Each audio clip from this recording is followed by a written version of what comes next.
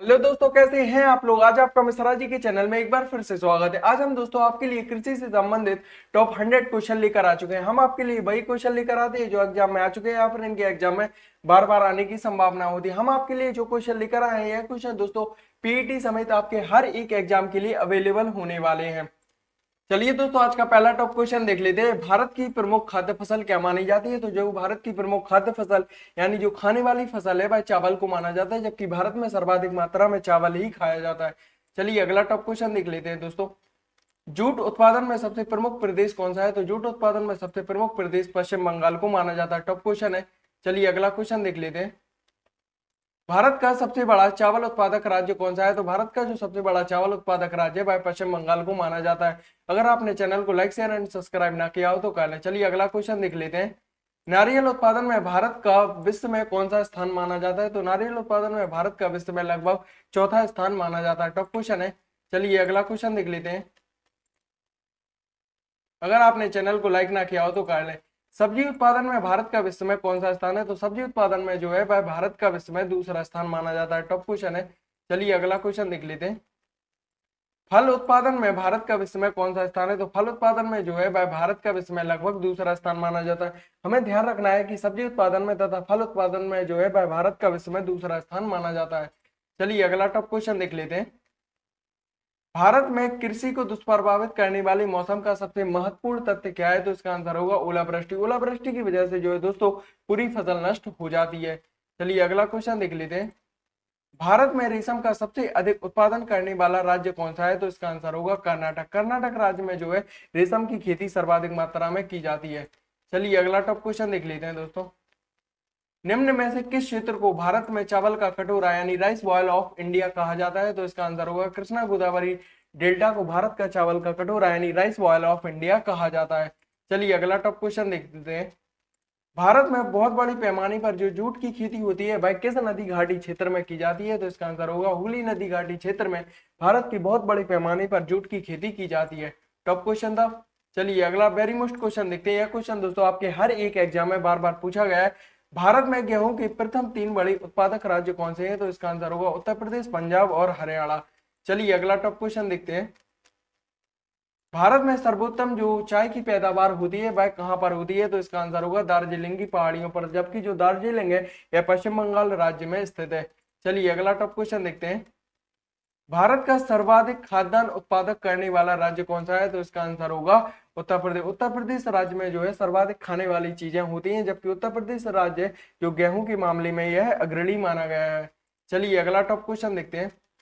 भारत में जो है सबसे ज्यादा चाय किस राज्य में पैदा होती है। तो भारत में सबसे अधिक जो चाय है वह असम राज्य में पैदा होती है।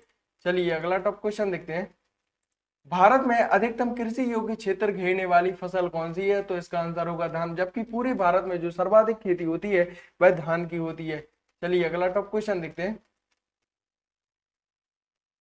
भारत में किस प्रदेश में जो सोयाबीन की खेती का है वह सर्वाधिक क्षेत्रफल माना जाता है। तो इसका आंसर होगा मध्य प्रदेश, जबकि मध्य प्रदेश राज्य में जो सोयाबीन की खेती होती है वह सर्वाधिक मानी जाती है।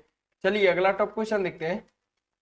उस खाद्य फसल यानी उस खाने वाली फसल का नाम बताइए जो जिसकी भारत में सबसे अधिक पैदावार अच्छी होती है। तो इसका आंसर होगा चावल, जबकि भारत में जो चावल की पैदावार होती है वह सबसे अधिक मानी गई है। चलिए अगला टॉप क्वेश्चन देखते हैं। भारत का सबसे बड़ा गन्ना उत्पादक राज्य कौन सा है। तो जो भारत का सबसे बड़ा गन्ना उत्पादक राज्य है वह उत्तर प्रदेश को माना जाता है। टॉप क्वेश्चन है। अगर आपने चैनल को लाइक शेयर एंड सब्सक्राइब ना किया हो तो कर लें दोस्तों। अगला टॉप क्वेश्चन देख लेते हैं। भारत में हरित क्रांति जो है वह किस मामले में सर्वाधिक सफल रही। तो भारत में जो हरित क्रांति की शुरुआत है वह 1966 ईस्वी में हुई थी, जबकि भारत में जो हरित क्रांति है वह गेहूं और चावल के मामले में सर्वाधिक सफल रही। चलिए अगला टॉप क्वेश्चन देख लेते हैं। भारत में प्राकृतिक रबड़ का जो सबसे अधिक उत्पादन होता है वह किस राज्य में होता है। टॉप क्वेश्चन है। तो भारत में प्राकृतिक रबड़ का जो सबसे अधिक उत्पादन होता है वह केरल राज्य में होता है। चलिए अगला क्वेश्चन देखते हैं। हरित क्रांति के फलस्वरूप देश में कुल खाद्यान्न में से निम्न में से किसका अंश कम हो गया, यानी हरित क्रांति के आने से निम्न में से किस फसल में कमी हो गई है। तो इसका आंसर होगा दलहन व फिर मोटे अनाज में हरित क्रांति के आने से कमी हो गई है। चलिए अगला टॉप क्वेश्चन देखते हैं। प्राकृतिक रबड़ के उत्पादन में भारत का विश्व में लगभग कौन सा स्थान है। तो प्राकृतिक रबड़ के उत्पादन में भारत का विश्व में चौथा स्थान है। टॉप क्वेश्चन था। चलिए अगला क्वेश्चन देखते हैं। किस राज्य को भारत के धान्य भंडार के रूप में भी जाना जाता है। तो इसका आंसर होगा पंजाब राज्य को जो है भारत का धान्य भंडार के रूप में भी जाना जाता है। चलिए अगला क्वेश्चन देखते हैं। हरित क्रांति का मुख्यतः अर्थ क्या माना जाता है? तो हरित क्रांति का जो मुख्यतः अर्थ है वह कृषि की आधुनिक विधियों का उपयोग कर प्रति एकड़ फसल की उपज को बढ़ाना है। चलिए अगला क्वेश्चन देखते हैं। तंबाकू के उत्पादन में भारत का विश्व में लगभग कौन सा स्थान है? तो इसका आंसर होगा तंबाकू के उत्पादन में जो है वह भारत का विश्व में लगभग तीसरा स्थान माना जाता है। टॉप क्वेश्चन है, अगर आपने चैनल को लाइक ना किया हो तो कर लें। भारत जो है वह लंबी रेशे की कपास का आयात मुख्यतः कहां से करता है? तो ऑप्शन है पाकिस्तान से, संयुक्त राज्य अमेरिका से, मिस्र और सूडान से। तो इसका आंसर होगा उपयुक्त सभी से। भारत जो है लंबे रेशे के कपास का आयात पाकिस्तान से, संयुक्त राज्य अमेरिका से, मिस्र और सूडान से करता है। चलिए अगला क्वेश्चन देखते हैं। टॉप क्वेश्चन है, भारत में हरित क्रांति के जनक किसे माना जाता है? तो भारत में हरित क्रांति के जनक है भाई डॉक्टर एम.एस. स्वामीनाथन को माना जाता है। जबकि भारत में जो हरित क्रांति की शुरुआत हुई थी भाई 1966 ईस्वी में हुई थी। जबकि जो विश्व में हरित क्रांति के जनक है भाई नॉर्मन बोरलॉग को माना जाता है। चलिए अगला टॉप क्वेश्चन देखते हैं।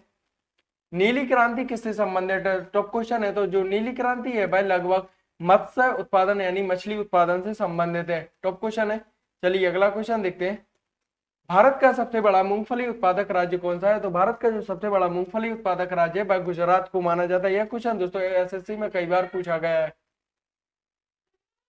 भारत में स्वच्छ जलीय मछली का सबसे बड़ा उत्पादक राज्य क्या है? तो भारत में जो स्वच्छ जलीय मछली का सबसे बड़ा उत्पादक राज्य है वह पश्चिम बंगाल को माना जाता है। टॉप क्वेश्चन था। चलिए अगला क्वेश्चन देखते हैं। भारत का सबसे बड़ा सोयाबीन उत्पादक राज्य कौन सा है? तो इसका आंसर होगा मध्य प्रदेश। जो मध्य प्रदेश है यह सोयाबीन का सबसे बड़ा उत्पादक राज्य माना जाता है। चलिए अगला क्वेश्चन देखते हैं। दुग्ध उत्पादन में भारत का विश्व में कौन सा स्थान है? तो दुग्ध उत्पादन में जो है भाई भारत का विश्व में प्रथम स्थान माना जाता है। तथा अबरक उत्पादन में भारत का विश्व में कौन सा स्थान है? इसका आंसर आप कमेंट में जरूर लिखें। चलिए अगला क्वेश्चन देखते हैं। काजू का सबसे बड़ा उत्पादक राज्य किसे माना जाता है? तो इसका आंसर होगा काजू का सबसे बड़ा जो उत्पादक राज्य है वह केरल को माना जाता है। जबकि केरल जो है यह रबड़ के मामले में तथा काजू के मामले में अग्रणी राज्य है। चलिए अगला क्वेश्चन देखते हैं।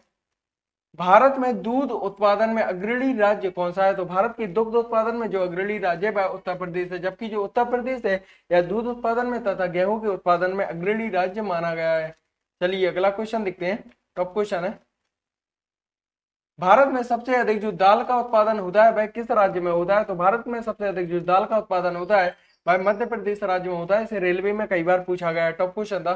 चलिए अगला क्वेश्चन देखते हैं।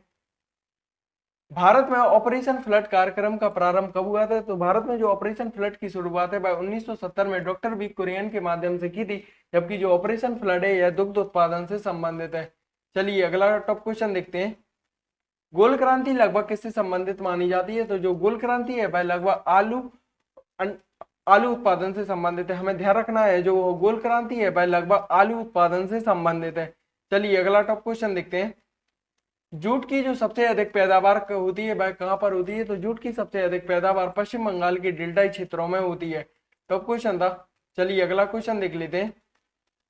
गुलाबी क्रांति किससे संबंधित है? टॉप क्वेश्चन है आपके हर एक एग्जाम के लिए। तो जो गुलाबी क्रांति है यह झींगा उत्पादन से संबंधित है। जबकि जो लाल क्रांति है वह टमाटर उत्पादन से संबंधित है।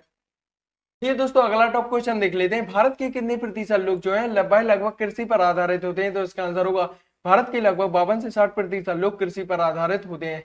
चलिए अगला क्वेश्चन देखते हैं।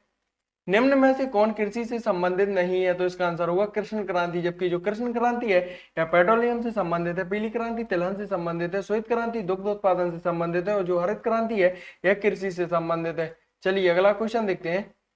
निम्न में से कौन सा राज्य भारत के संपूर्ण रेशम उत्पादन का आधा भाग उत्पन्न करता है? तो इसका आंसर होगा कर्नाटक राज्य। टॉप क्वेश्चन है। चलिए अगला क्वेश्चन देखते हैं। भारत में श्वेत क्रांति के जनक कौन माने जाते हैं? तो भारत में श्वेत क्रांति की जो शुरुआत हुई थी वह 1970 में हुई थी। जबकि इसके जनक डॉक्टर बी कुरियन को माना जाता है। चलिए अगला टॉप क्वेश्चन देखते हैं।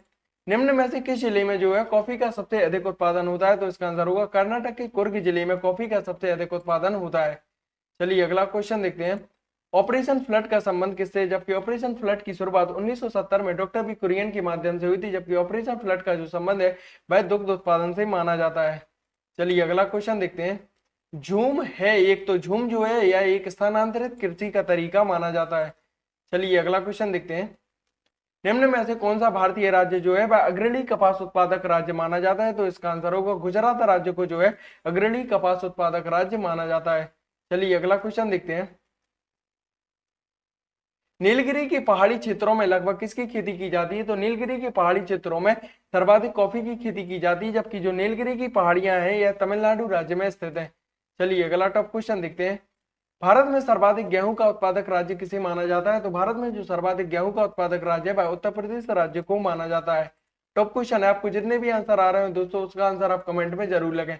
दक्षिण भारत में सर्वाधिक चाय उत्पादित करने वाला राज्य कौन सा है? तो इसका आंसर होगा तमिलनाडु राज्य। यह दक्षिण भारत का एक राज्य है, तो तमिलनाडु राज्य में सर्वाधिक चाय की पैदावार होती है। चलिए अगला क्वेश्चन देखते हैं। किस भारतीय राज्य को चाय का उत्पादक राज्य नहीं माना जाता है? तो इसका आंसर होगा छत्तीसगढ़ राज्य को। छत्तीसगढ़ राज्य में बिल्कुल भी चाय की पैदावार नहीं होती, जबकि छत्तीसगढ़ राज्य में थोड़ी बहुत चावल की पैदावार होती है। चलिए अगला टॉप क्वेश्चन देखते हैं। सर्वाधिक तंबाकू उत्पादित करने वाले दो ऐसे राज्य कौन से? तो सर्वाधिक जो तंबाकू होती है वह पहले नंबर पर आंध्र प्रदेश में होती है और दूसरे नंबर पर गुजरात राज्य में होती है। चलिए अगला टॉप क्वेश्चन देखते हैं। चलिए दोस्तों अगला क्वेश्चन देख लेते हैं। भारत में सबसे अधिक कॉफी उत्पन्न करने वाला राज्य कौन सा है? तो भारत में जो सबसे अधिक कॉफी होती है वह कर्नाटक की कुर्ग जिले में होती है। चलिए अगला टॉप क्वेश्चन देखते हैं। निम्न में से भारत में मसालों का सर्वाधिक उत्पादक राज्य किसे माना जाता है? तो इसका आंसर गुजरात राज्य को भारत में मसालों का सर्वाधिक उत्पादक राज्य माना जाता है। चलिए अगला क्वेश्चन देखते हैं। भारत के किस राज्य में गन्ने की खेती के अंतर्गत सबसे अधिक भूमि आती है? तो इसका आंसर होगा उत्तर प्रदेश राज्य में गन्ने की खेती के अंतर्गत सर्वाधिक भूमि आती है। चलिए अगला क्वेश्चन देखते हैं। निम्न में से वह राज्य कौन सा है जो गेहूं की खेती नहीं करता है? तो वह तमिलनाडु राज्य। तमिलनाडु राज्य में जो है सर्वाधिक चाय की खेती की जाती है, जबकि पश्चिम बंगाल राज्य में सर्वाधिक चावल की खेती की जाती है। चलिए अगला टॉप क्वेश्चन देखते हैं। भारतीय दलहन शोध संस्थान कहां पर स्थित है? तो इसका आंसर होगा भारतीय दलहन जो शोध संस्थान है वह कानपुर राज्य में स्थित है। चलिए अगला टॉप क्वेश्चन देखते हैं। निम्न में से वह कौन सा राज्य जो मूंगफली का सबसे बड़ा उत्पादक राज्य माना जाता है? तो इसका आंसर होगा गुजरात राज्य को मूंगफली का सबसे बड़ा उत्पादक राज्य माना जाता है। चलिए अगला क्वेश्चन देखते हैं। गुजरात के विषय में निम्न में से कौन सा कथन सही नहीं है? तो यह दुग्ध उत्पादों का सबसे बड़ा उत्पादक है, सही है। यह नमक का सबसे बड़ा उत्पादक राज्य, यह भी सही है। यह मूंगफली का सबसे बड़ा उत्पादक राज्य, यह भी सही है। यह तंबाकू का सबसे बड़ा उत्पादक राज्य नहीं है। गुजरात जो है तंबाकू का सबसे बड़ा उत्पादक राज्य नहीं है, जबकि तंबाकू का जो सबसे बड़ा उत्पादक राज्य है वह आंध्र प्रदेश को माना जाता है। ध्यान रखना है, तंबाकू का जो सबसे बड़ा उत्पादक राज्य है वह आंध्र प्रदेश को माना जाता है। चलिए अगला क्वेश्चन देखते हैं। भारत में जूट का सर्वाधिक क्षेत्रफल किसे माना जाता है? तो भारत में जूट का सर्वाधिक क्षेत्रफल पश्चिम बंगाल के डेल्टाई क्षेत्र को माना जाता है। चलिए अगला क्वेश्चन देखते हैं।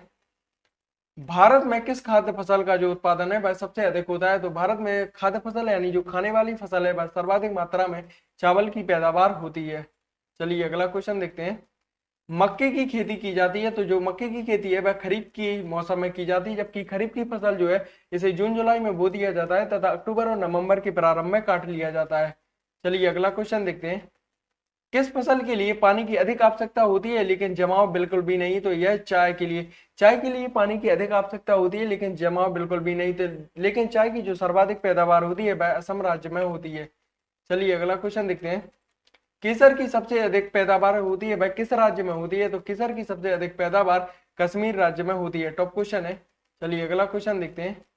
खरीफ की फसल काटी जाती है, तो खरीफ की फसल को मुख्यतः जून जुलाई के प्रारंभ में बो दिया जाता है तथा अक्टूबर नवंबर के प्रारंभ में से काट लिया जाता है। चलिए अगला क्वेश्चन देखते हैं। निम्न में से कौन जो है वह एक खरीफ की फसल नहीं है? तो इसका आंसर होगा सरसों। सरसों जो है यह खरीफ की नहीं बल्कि रबी की फसल है, जबकि मक्का मूंगफली और जो कपास है यह एक खरीफ की फसल है। टॉप क्वेश्चन था। चलिए अगला क्वेश्चन देखते हैं। केरल राज्य विश्व भर में निम्न में से किसके संवर्धन के लिए जाना जाता है? तो केरल राज्य जो है वह विश्व भर में गरम मसालों के लिए जाना जाता है। टॉप क्वेश्चन है। यह क्वेश्चन दोस्तों हर एक एग्जाम में बार बार पूछा जा चुका है। निम्न में से कौन खरीफ की फसल है? तो इसका आंसर होगा चावल। चावल जो है यह खरीफ की फसल है, जबकि गेहूं, जौ और जो सरसों है यह एक रबी की फसल है। चलिए अगला टॉप क्वेश्चन देखते हैं। उत्तर प्रदेश की प्रमुख फसल क्या मानी जाती है? तो उत्तर प्रदेश की जो प्रमुख यानी जो सबसे ज्यादा पैदावार होती है वह गेहूं की होती है। चलिए अगला क्वेश्चन देख लेते हैं। जायद मौसम में उगाई जाने वाली प्रमुख फसल कौन सी है? तो जायद मौसम में उगाई जाने वाली जो मुख्यतः फसल है वह तरबूज को माना जाता है। चलिए अगला क्वेश्चन देखते हैं। एक गलत युग्म को पहचानिए। तो गन्ना की जो सर्वाधिक पैदावार होती है वह उत्तर प्रदेश राज्य में होती है, बिल्कुल सही है। नारियल की पैदावार केरल राज्य में होती है, बिल्कुल सही है। जबकि जो मूंगफली की पैदावार होती है भाई बिहार राज्य में नहीं, गुजरात राज्य में होती है। सी नंबर का क्वेश्चन गलत है। जबकि जो चाय की सर्वाधिक पैदावार होती है वह असम राज्य में होती है। बिल्कुल सही है। गलत नियम को पहचानिए, तो इसका आंसर होगा सी। मूंगफली की जो पैदावार होती है वह बिहार राज्य में नहीं, जबकि मूंगफली की सर्वाधिक पैदावार गुजरात राज्य में होती है। चलिए अगला क्वेश्चन देखते हैं। निम्न में से कौन सी एक नगदी फसल है? तो तंबाकू को जो है एक नगदी फसल माना जाता है। टॉप क्वेश्चन है। चलिए अगला टॉप क्वेश्चन देख लेते हैं। जहां तक कृषि मंत्रालय की सरकारी वर्गीकरण का संबंध है, भारत में मुख्यतः कितने कृषि जलवायु क्षेत्र है? तो भारत में लगभग 127 कृषि जलवायु क्षेत्र है। टॉप क्वेश्चन था। चलिए अगला क्वेश्चन देखते हैं।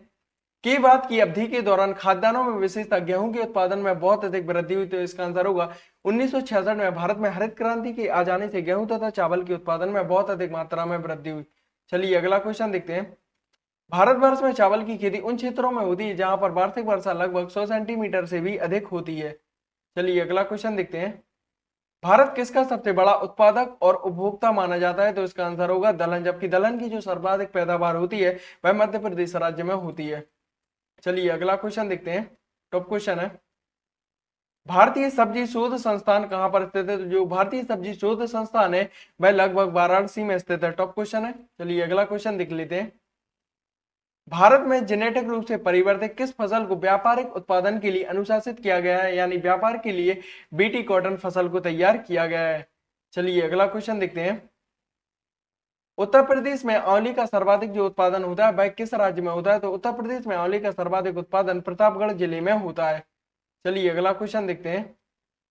भारत के निम्न राज्यों में से किस में जो तंबाकू की खेती का सर्वाधिक क्षेत्र आता है? तो आंध्र प्रदेश में जो है तंबाकू की सर्वाधिक खेती की जाती है।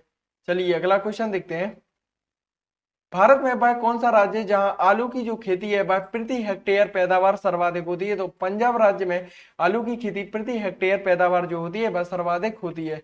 चलिए अगला क्वेश्चन देखते हैं। IR20 किस चीज की अधिक पैदावार होने वाली फसल है? IR20 जो बीज है यह चावल का एक बीज माना जाता है। चलिए अगला क्वेश्चन देखते हैं। निम्न राज्यों में से कौन सा जो है काजू का एक मुख्य उत्पादक राज्य है? तो केरल राज्य। जो केरल राज्य है काजू तथा रबड़ का प्रमुख अग्रणी राज्य माना जाता है। चलिए अगला क्वेश्चन देखते हैं। भारत में निम्न में से कौन सी बागानरूप फसल सबसे पहले शुरू की गई? तो इसका आंसर होगा नील की खेती। जो नील की खेती है यह सबसे पहले अंग्रेजों द्वारा शुरू की गई थी। चलिए अगला क्वेश्चन देखते हैं। गन्ना उत्पादन में राज्यों का सही अवरोही क्रम क्या है? अवरोही क्रम का अर्थ होता है बड़ी से छोटा क्रम। टॉप क्वेश्चन है, इसे हर एक एग्जाम में बार बार पूछा गया है। तो इसका आंसर होगा उत्तर प्रदेश, महाराष्ट्र और कर्नाटक। चलिए अगला क्वेश्चन देखते हैं। पीली क्रांति किससे संबंधित है? जो पीली क्रांति है यह तिलहन उत्पादन से संबंधित है। चलिए अगला क्वेश्चन देखते हैं। दक्षिण पश्चिम मानसून के तत्काल बाद बोई गई फसल को हम क्या कहते हैं? तो इसका आंसर होगा खरीफ की फसल। खरीफ की जो फसल है इसे जून जुलाई में बो दिया जाता है तथा अक्टूबर नवंबर की प्रारंभ में काट लिया जाता है। जबकि जो दक्षिण पश्चिम मानसून है यह जून जुलाई में ही आता है। चलिए अगला क्वेश्चन देखते हैं। भारत की प्रमुख वाणिज्यिक फसलें कौन सी हैं? तो भारत की जो प्रमुख वाणिज्यिक फसलें वह कपास, तिलहन, जूट और गन्ना को माना जाता है। चलिए अगला क्वेश्चन देखते हैं। आज का आखिरी क्वेश्चन है और टॉप क्वेश्चन है। भारत का मुख्यतः राष्ट्रीय फल किसे माना जाता है? तो भारत का मुख्यतः जो राष्ट्रीय फल है वह आम है। चलिए दोस्तों, आज की वीडियो में बस इतना ही। अगर आपने चैनल को लाइक, शेयर एंड सब्सक्राइब ना किया हो तो कर लें। धन्यवाद दोस्तों। हम आपके लिए ऐसी मोस्ट इंपॉर्टेंट टॉपिक से संबंधित वीडियो लाते रहेंगे और आपकी तैयारी बेस्ट तरीके से करवाते रहेंगे। धन्यवाद दोस्तों।